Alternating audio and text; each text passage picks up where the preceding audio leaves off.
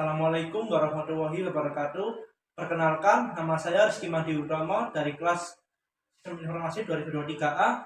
Jika digitalisasi terakhir saya yaitu 023. Kali ini saya akan menyampaikan materi dalam proposal yang berjudul Optimalisasi Kinerja Sistem Informasi Manajemen.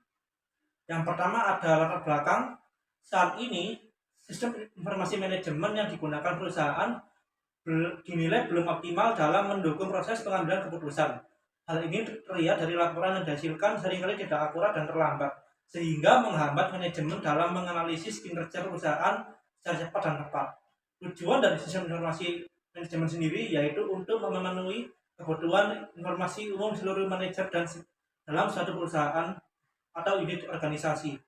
Sub-unit dapat dibuat berdasarkan area fungsional atau tingkat manajemen. Jika sistem informasi manajemen berfungsi sebagaimana mestinya, hal ini dapat membantu administrator dan pengguna lain, baik internal maupun eksternal, untuk mengidentifikasi dan memahami masalahnya. Peningkatan volume dan kompleksitas data bersamaan dengan perkembangan teknologi informasi menimbulkan tantangan baru dalam pengolahan informasi. Yang selanjutnya yaitu ada rumusan masalah.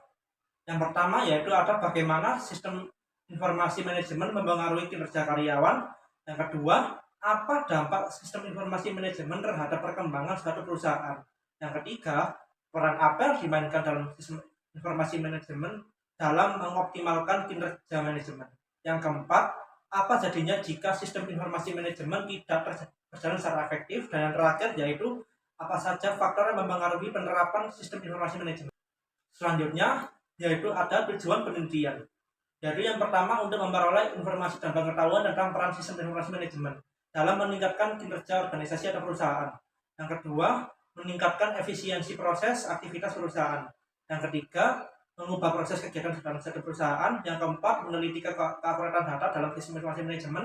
Yang kelima, mengoptimalkan kinerja sistem informasi manajemen. Yang keenam, mengevaluasi kinerja sistem informasi manajemen saat ini dan mengidentifikasi area yang memerlukan peningkatan atau optimasi. Dan yang terakhir ada meningkatkan kepuasan pengguna akhir dan adopsi sistem informasi manajemen dengan memastikan sistem yang responsif dan dapat dianalisis. Berikutnya ada manfaat penelitian. Yang pertama yaitu mengetahui cara mengoptimalkan sistem informasi manajemen.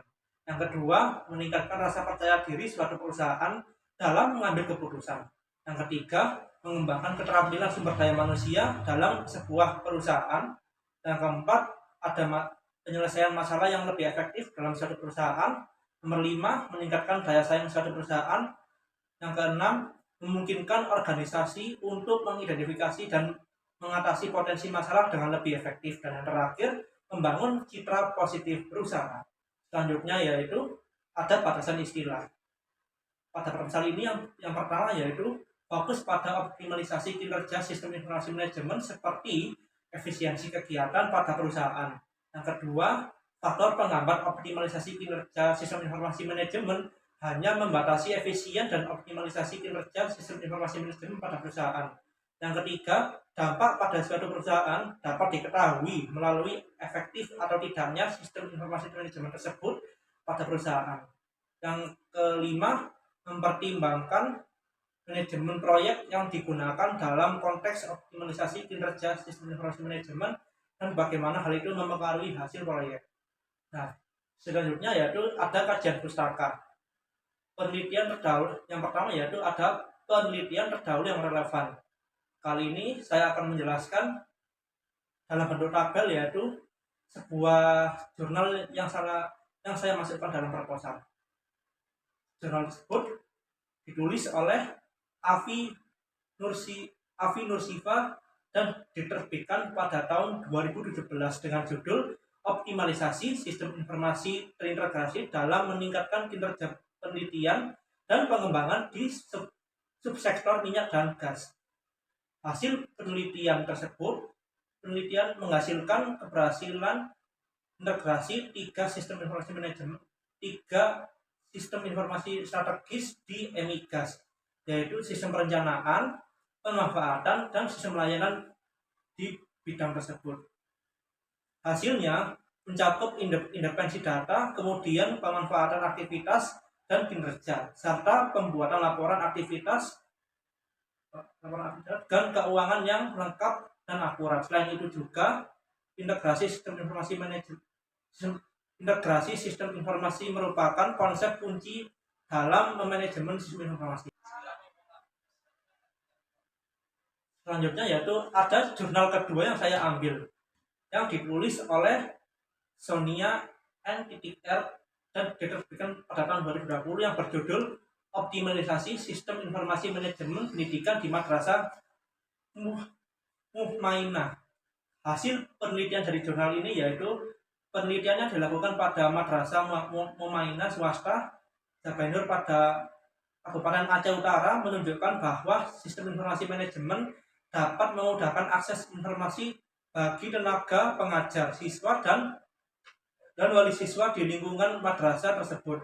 Penelitian difokuskan pada optimalisasi sistem informasi manajemen dan proses pengumpulan data menggunakan metode deskriptif. Sistem informasi manajemen digambarkan sebagai berbasis komputer yang menyediakan informasi bagi pengguna dengan kebutuhan serupa yang bertujuan untuk mengurangi ketidakpastian dalam pengambilan keputusan dengan menyediakan informasi yang tepat waktu dan efisien kepada para manajer. Selanjutnya yaitu ada landasan teori. Mengoptimalkan kinerja sistem informasi manajemen melibatkan banyak konsep dan landasan teoritis yang membantu Anda merancang, menetapkan, dan memelihara sistem informasi yang efektif. Teknologi informasi dan sistem informasi. Teknologi informasi itu sendiri yaitu artinya pengumpulan dan pengolahan informasi dan distribusi, keamanan informasi dan prinsip keamanan informasi, manajemen risiko. Pentingnya keamanan informasi yang baik merupakan persyaratan untuk melindungi data sensitif dan menjaga kepercayaan pengguna. Sumber daya manusia yang berkualitas dan terlatih merupakan kunci optimalisasi penggunaan sistem informasi. Mengintegritaskan berbagai aspek tersebut dapat menciptakan sistem informasi manajemen yang optimal dan mendukung tujuan organisasi secara keseluruhan. Selanjutnya yaitu ada metode penelitian. Yang pertama yaitu ada jenis penelitian. Jenis penelitian pada proposal ini menggunakan metode penelitian kuantitatif. Penelitian kuantitatif sendiri menurut Sigwiner tahun 2016 adalah penelitian yang berlandaskan pada filsafat positivisme digunakan untuk meneliti populasi atau sampel tertentu. Teknik pengambilan sampel pada umumnya dilakukan secara random. Pengumpulan data menggunakan instrumen penelitian, analisis data bersifat kuantitatif atau statistik dengan tujuan untuk menguji hipotesis yang telah ditetapkan. Selanjutnya yaitu ada pendekatan penelitian. Pendekatan penelitian menggunakan pendekatan campuran, yaitu menggabungkan analisis literatur, implementasi sistem informasi manajemen. Selanjutnya akan dilakukan kuesioner untuk memperoleh data tentang optimalisasi kinerja sistem informasi manajemen menggunakan sampel yang representatif dari populasi pengguna sistem informasi manajemen. Dan yang terakhir, menganalisis data survei menggunakan teknik statistik yang sesuai, misalnya statistik deskriptif untuk mengetahui tingkat kepuasan pengguna atau inferensi untuk menguji hipotesis atau mengeksplorasi hubungan antar variabel yang dididik. Selanjutnya yaitu ada sumber data dan data penelitian. Sumber data dan data penelitian proposal ini didapatkan dengan cara responden mengisi angket pada suatu Google Form yang telah dibuat oleh mahasiswa prodi sistem informasi.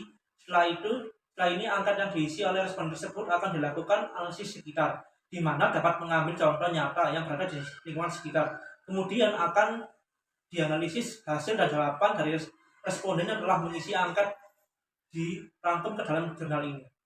Berikutnya yaitu ada teknik pengumpulan data. Yang pertama yaitu ada studi kepustakaan atau library research. Kegiatan mengumpulkan bahan-bahan yang berkaitan dengan penelitian yang berasal dari jurnal-jurnal ilmiah, literatur, serta publikasi yang layak dijadikan sumber yang dikenal studi pustaka. Nah, studi pustaka ini merupakan bagian integral dan tidak terpisahkan dari setiap kegiatan penelitian ilmiah. Melalui informasi penting lainnya yang digunakan sebagai landasan dan acuan dalam melaksanakan penelitiannya. Selanjutnya yaitu ada studi lapangan atau field research. Dalam penelitian ini, penulis mengumpulkan data yang diperlukan dengan cara melakukan pengamatan langsung pada objek penelitian, baik melalui observasi, menyelenggarakan kuesioner pada konsumen, dan wawancara. Jadi, secara ringkas, metode pengumpulan ini yang disampaikan adalah observasi, kuesioner, dan wawancara untuk mendapatkan data dan informasi yang diperlukan dalam penelitian ini. Data diperoleh langsung dari objek penelitian dan responden rekan. Dan terakhir yaitu ada teknik analisis data. Data yang telah dikumpulkan kemudian dianalisis dengan metode analisis kuantitatif yang terdiri dari analisis faktor dengan menemukan pola-pola tersembunyi atau faktor-faktor dalam data. Selain itu, mencari min atau nilai tengah dari pengumpulan data dengan cara wawancara dari narasumber terkait. Sekian dari saya. Wassalamualaikum warahmatullahi wabarakatuh.